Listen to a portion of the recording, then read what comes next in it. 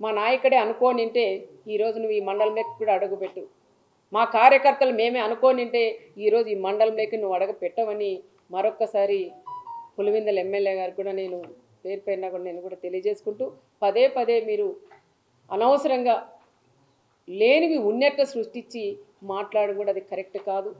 ఏది ఏమైనా ఈరోజు మాట్లాడిన ప్రతి ఒక్క వర్డు పచ్చి అబద్ధాలు తప్ప దాంట్లో ఒక్కటి కూడా నిజం లేవు.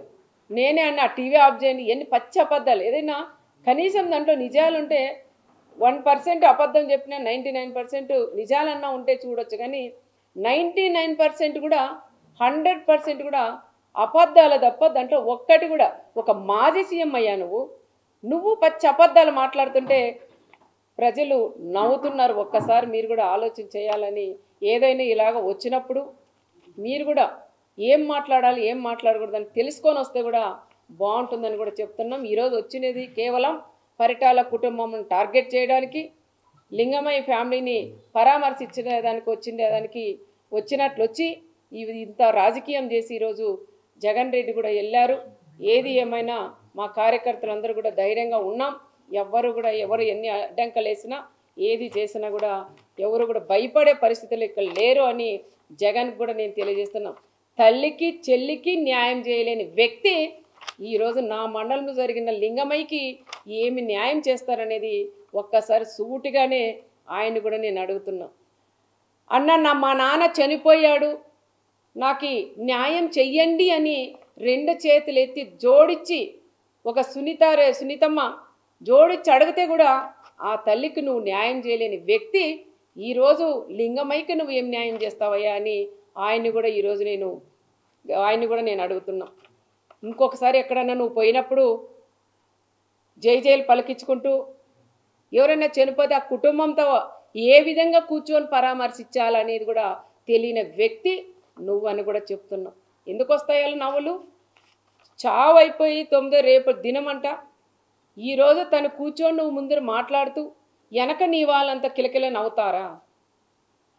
వాళ్ళు ప్రాణం పోగొట్టుకొని ఆ కుటుంబం ఏడుస్తుంటే నీ వాళ్ళు నీతో పాటి నీకు నవ్వేది తెలీదు, ఏడ్చేది తెలీదు, రెండింటికి సంబంధం లేకుండా నువ్వు అక్కడ కూర్చొని ఆ కుటుంబాలను ఆ విధంగా మీ వాళ్ళందరూ కూడా నవ్వుకుంటూ వాళ్ళని పరామర్శించేది కూడా అది కరెక్ట్ కాదని మరొకసారి జగన్ రెడ్డి కూడా తెలియజేసుకుంటూ, మా గ్రామాల్లో చిచ్చులు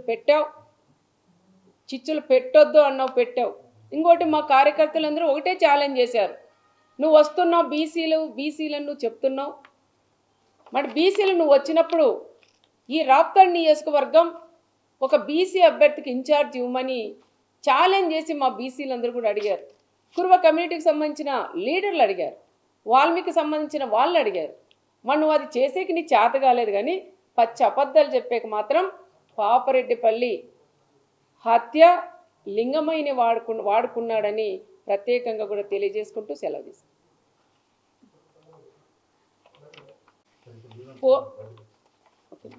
పోలీసుల్ని అదే చూడాలని. ఎందుకంటే ఈరోజు జగన్ రెడ్డి వస్తున్నాడు, పులివెందుల ఎమ్మెల్యే వస్తున్నారని పోలీసులు కూడా రెడ్ కార్పెట్ వేసి ఆహ్వానించినారు. ఆ రోజు మా నాయకుడు చంద్రబాబు నాయుడు గారు ఎక్కడికి వెళ్ళినా దాదాపు 74 సంవత్సరాలు క్యాన్వాస్ ప్రచారాలకు ఏదైనా ప్రోగ్రాములు పోయినా లైట్లు ఆఫ్ చేసి నడిపించిన రోజులు కూడా మేము కళ్ళారా మాకు కళ్ళకు కట్టినట్లున్నాయి. ఆ విధంగా మేము కూడా చేయకోకుండా జగన్ రెడ్డి వచ్చినప్పుడు రెడ్ కార్పెట్ వేసి పోలీసులను ఎక్కడ ఇబ్బంది లేకోకుండా వచ్చిన వాళ్ళ కార్యకర్తలు కూడా పంపించమని చెప్పిన నాయకుడు మా నాయకుడు చంద్రబాబు నాయుడు గారు.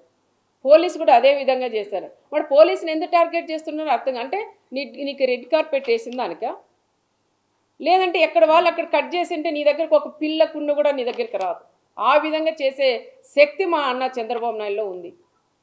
మరి ఈరోజు పదే పోలీసులు కూడా చేస్తున్నారు. ఒక ఎస్ఐ నుండి ఒక బీసీకి సంబంధించిన ఒక ఎస్ఐని ఆయన ఎందుకు టార్గెట్ చేసినారో అర్థం కాల.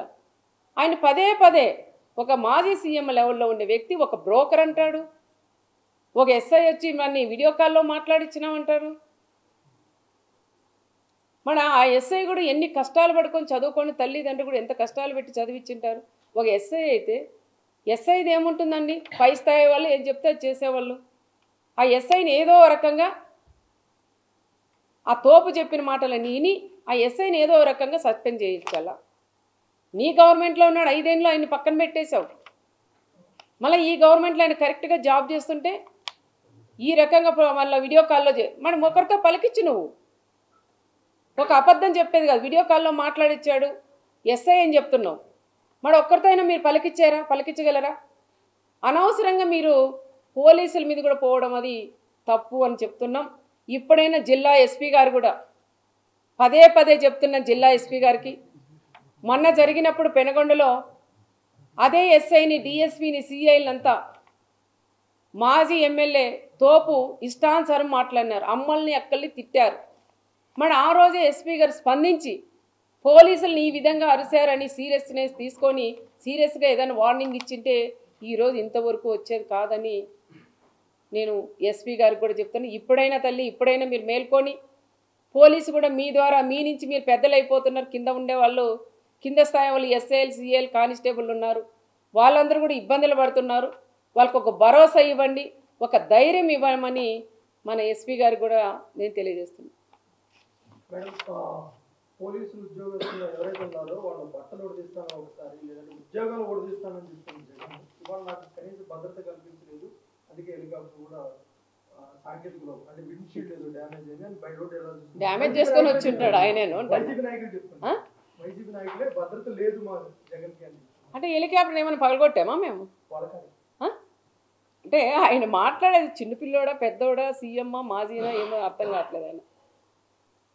ఆయన ఒక పులివెందుల ఎమ్మెల్యే, ఆయన అంతమంది పోలీసుని పెట్టాల్సిన అవసరం లేదు. ఒక ఎస్ఐ, ఒక 4 కానిస్టేబుళ్ళు, ఒక సిఐ ఉంటే చాలు. ఇంతమంది మా వాళ్ళు కూడా, మా డిపార్ట్మెంట్ కూడా అతి ఉత్సాహంగా ఇద్దరు ఎస్పీ, 3 ఎస్పీలని, డిఎస్పీలు, సిఐలు, అక్కడ చిత్తూరు జిల్లా, మన కర్నూలు జిల్లా, అనంతపురం జిల్లా మొత్తం పోలీసులు అంటే తెచ్చి ఒక ఎమ్మెల్యేకి మనం మేము వెళ్తుంటామండి ప్రోగ్రాంలకు, అంత ఇస్తారా మాకు బందోబస్తు? ఒక డిఎస్పీ, ఒక ఎస్ఐ, ఒక సిఐ, కానిస్టేబుల్ ఉంటే కూడా ఈరోజు ఆ ప్రోగ్రాం అయిపోయింది. ఇది అతి ఉత్సాహంతో మా పోలీసులు కూడా అతి ఉత్సాహంతో రెడ్ కార్పెట్ వేసి వాళ్ళు ఆహ్వానించారు. పోలీసులు ఎక్కడా కూడా వాళ్ళు ఎవరిని కూడా అడ్డుకోలేదు. ప్రతి ఒక్క కార్యకర్త వాళ్ళు అడ్డుకోకుండా వచ్చినారు. అడ్డుకుంటే అంతమంది ఎవరు కూడా రారు. అనవసరంగా వాళ్ళ టీవీ, వాళ్ళ ఛానళ్ళు ఉంటాయి కొన్ని, ఆ ఛానళ్ళు సాక్షి వాళ్ళు అయితే మండలానికి ఎవరు వచ్చినట్లున్నారు, ప్రతి ఒక్క వీధుల్లోనూ పెడుతున్నారు. అడ్డుకున్నారు. ఎక్కడ అడ్డుకున్నారయ్యా? మీ సాక్షి వాళ్ళు ఎవరైతే ప్రెస్ వాళ్ళు ఉన్నారో దమ్ముల మీద చేసుకొని మీరు చెప్పగలరా జగన్ రెడ్డికి పోలీసులు అడ్డుకున్నారని? పోలీసులు అడ్డుకున్నారని అది జనాలు రాక ఆ రకంగా కూడా చెప్పుకున్నారు. రెండోది వచ్చేసి హెలికాప్టర్ ఏదో అర్థం చేయలేదు, ఎవరు తెలుసు అది?